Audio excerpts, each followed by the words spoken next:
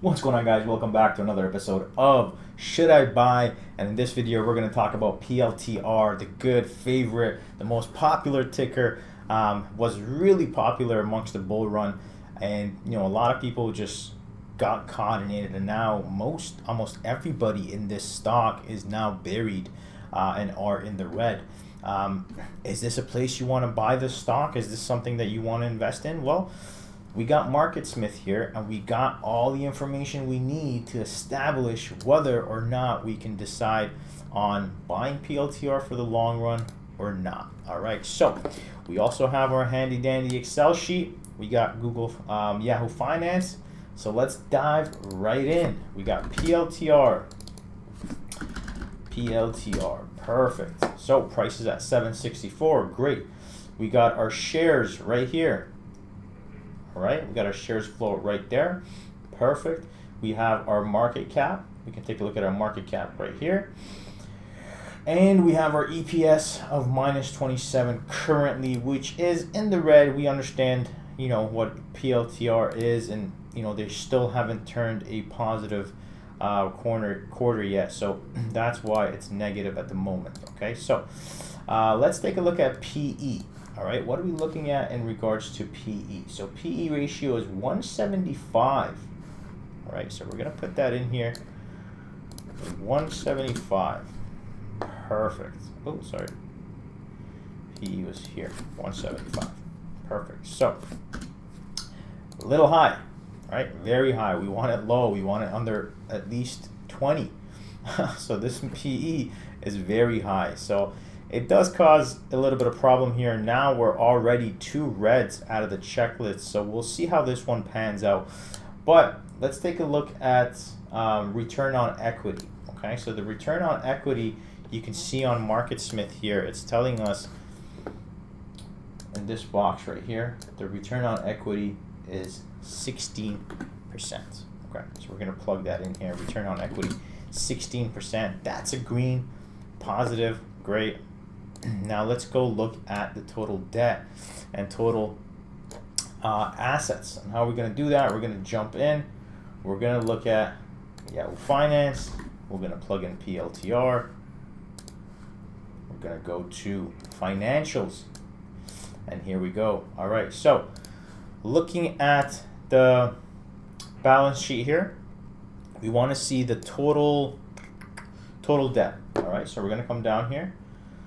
Total liabilities is 956.42. Perfect. So we're going to put that in. Awesome. Now we're going to look at total assets. 3.247. Very interesting. All right. So that is very good. 3.4 almost lines up with Jumia, but Shopify as well. So this, it's got enough assets to cover its debt at least 3.5 times. Okay, so that's a good thing.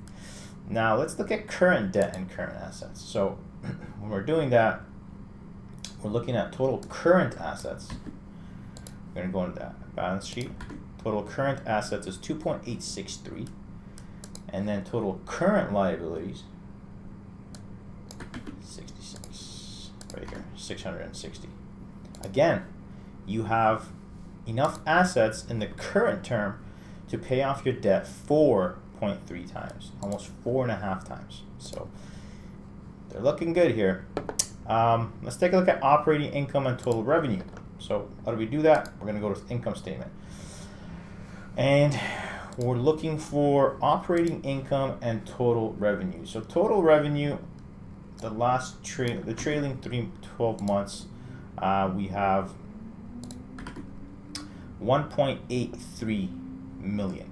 All right, now look at operating income or loss. We're at a negative 202.38. That's not going to end very well for that right there.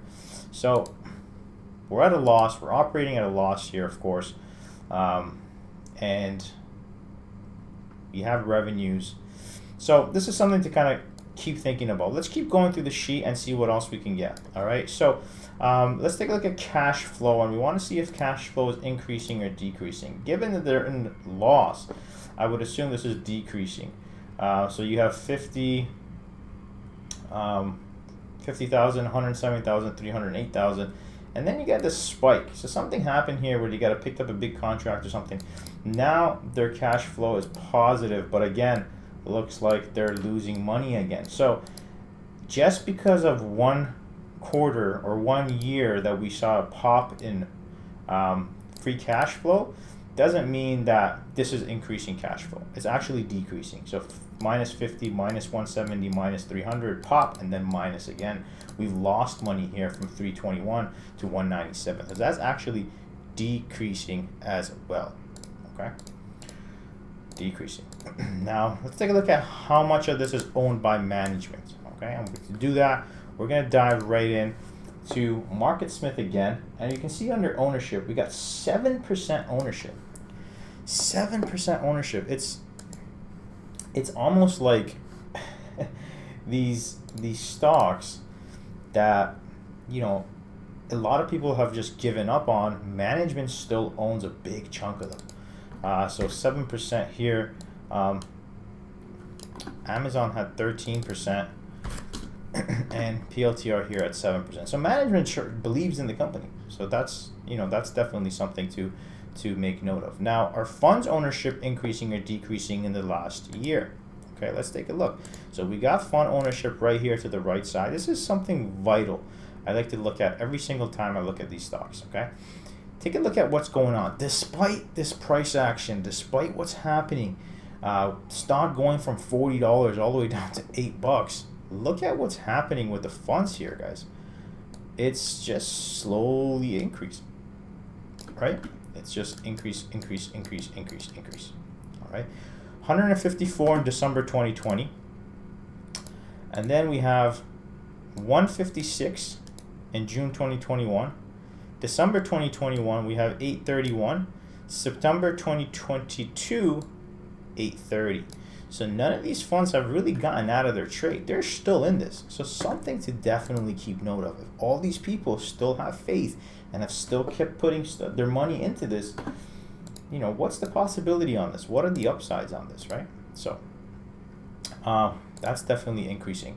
So the Excel sheet has given back another fail. Okay, that's simply because a few things. One, this negative cash, this negative income, operating income, and this balance, it doesn't balance. So that we got two very big negatives here.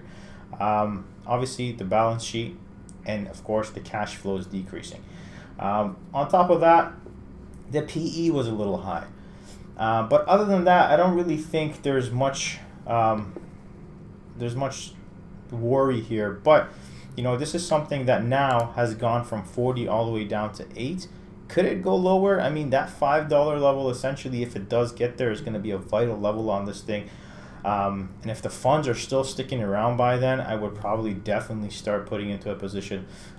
Even now, at 830 funds here, and none of them have left the game, you know, kind of makes you think, what do they know? Or, you know, what are the outcomes that this thing could possibly happen? I mean, we got this PLTR started running in the beginning of the bull market, or in the end of the bull market, and then has just ever since continuously sold off. So personally, I wouldn't mind this one. 760, around $7 possible starter with room to add to 5. And if funds are still there, you know, you have that win behind your back.